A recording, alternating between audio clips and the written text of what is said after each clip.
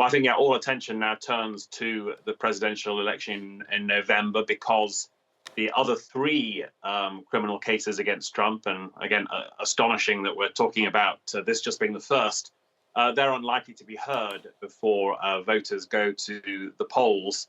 We will see how this plays politically. Opinion polls suggest this guilty verdict might have some impact at the margins, and that, of course, could be crucial in a very close election.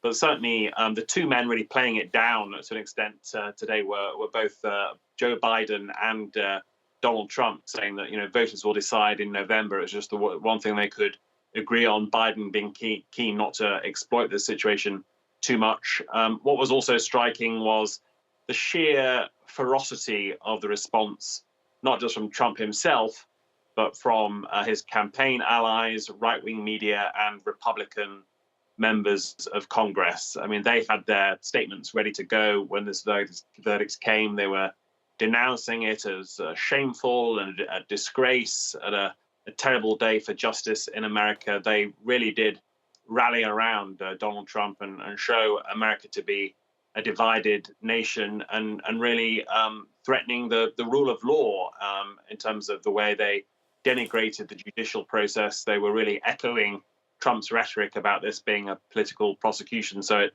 I think that sows further seeds of worry about political instability heading into this election in a very polarized nation. This seemed to be a court process that went very smoothly. A very respectable judge, and yet you had one of the two major political parties denouncing it as a sham and a show trial. So that'll, I think, ring some more alarm bells for American democracy in the coming months.